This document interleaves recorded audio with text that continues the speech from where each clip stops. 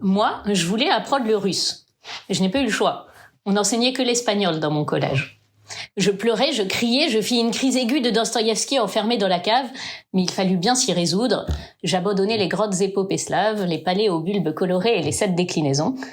Je devais regarder une douloureuse nostalgie. Mes parents me firent valoir que je ne pouvais pas changer de collège, que l'espagnol est la 2e langue la plus parlée au monde, celle des conquistadores et des toreros, qu'elle n'a presque pas de grammaire, que la sangria et le mojito n'ont pas été inventés à Vladivostok, qu'on trouve des billets à 25 € pour Barcelone, qu'il n'y a pas si loin de la langue des samovars à celle d'Almodovar, et que c'était de toute façon eux qui décidaient. D'ailleurs, rien ne conviendrait mieux à un sale caractère comme le mien. Témoin de Che Guevara. J'obéis, mais je n'étais pas dupe. J'allais quelquefois au théâtre, et je savais bien que même Carmen et Don Juan parlent français. Puis, à la veille de la rentrée, comme je ne cessais de bouder, mon grand-père me prit à part, et en grand secret, il me confia qu'il avait une histoire à me raconter. Il ferma la porte, s'assit dans sa chauffeuse habituelle, près de la fenêtre, et se recueillit un si long moment que je crus qu'il s'était endormi.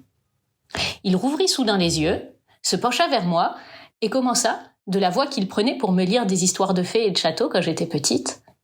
« Je vais te raconter une histoire. Une belle histoire. Quelqu'un que j'ai connu il y a bien, bien longtemps. Il s'éclaircit la gorge. Ne t'étonne pas. Elle était amoureuse d'un mot. Comment cela s'était fait ? Comme toutes les histoires d'amour. Un jour qu'elle rêvassait en cours, elle l'avait entendu et l'avait trouvé joli. Elle n'y avait pas plus prêté attention que ça. Il était beau et sonore, il l'avait intriguée, puis le cours continuant, elle avait pensé à autre chose. Elle croyait l'avoir oublié. Et pourtant, c'est son écho qu'elle entendait sous ses pas en rentrant de l'école, lorsque ses chaussures faisaient crisser le gravier de la cour. Et c'est encore sa voix, rocailleuse comme un rugissement retenu, qui l'avait accueillie lorsqu'elle avait ouvert la porte. Le soir, elle se l'était murmurée avant de dormir, et ses rêves de jeune fille en avaient été tout emplis. Elle n'avait jamais aimé et ne savait pas encore ce qui lui arrivait. Il lui semblait que la langue commune était illuminée par l'existence de ce mot. Il lui aurait fait croire en Dieu. Les hommes n'avaient pas pu l'inventer. C'était le sien, son mot, celui qu'elle entendait lorsqu'elle tournait l'oreille en dedans et qu'elle écoutait au fond d'elle-même. Elle refusait d'admettre que ce pût être de l'amour. Ce serait idiot, être amoureuse d'un mot. Bien sûr, son obsession jalouse tourna vite au fanatisme comme seule peut le concevoir une adolescente rêveuse et passionnée. Si quelqu'un, par hasard, prononçait son mot devant elle, elle s'en sentait humiliée jusqu'aux larmes. Et pourtant, elle prenait un plaisir masochiste à tenter de le faire dire aux gens, sans qu'ils s'en doutent, et elle guettait la trace de son passage sur leur visage. Mais rien. Les gens ne semblaient même pas remarquer avoir dit quelque chose de spécial. Elle y pensait sans cesse, malgré elle, avec la force des évidences. Elle l'écrivait parfois aux marges de ses cours, pour voir s'il n'avait pas changé, et pour retrouver ses formes accomplies et lumineuses. Elle eut bientôt 17 ans, et le corps aussi eut ses exigences. Elle se sentait constamment agitée d'un désir vague mais impérieux, aux contours imprécis et violents comme les vagues de l'océan. Son sang réclamait quelque chose de plus chaud, de plus charnel qu'un mot. Un songe sans visage, irrésistible, parce qu'il montait du fond incompris d'elle-même, l'envahissait parfois. C'était une vocation que ce mot-là, un appel d'on ne sait où.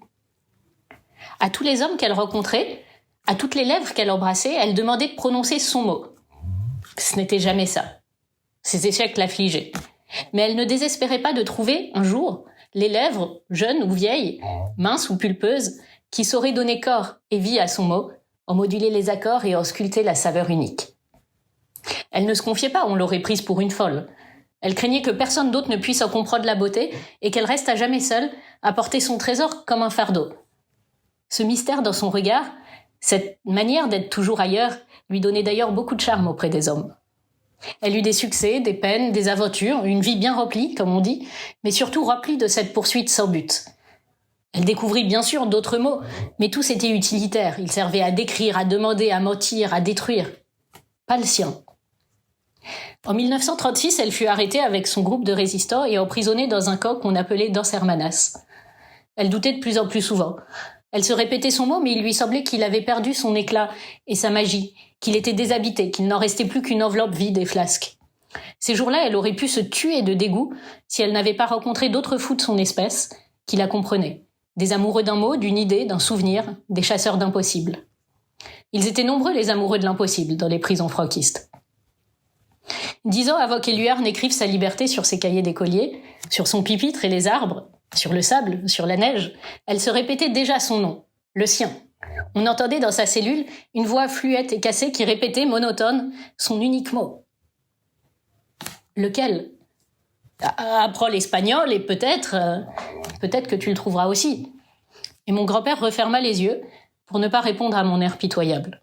Je n'en suis pas plus ce jour-là.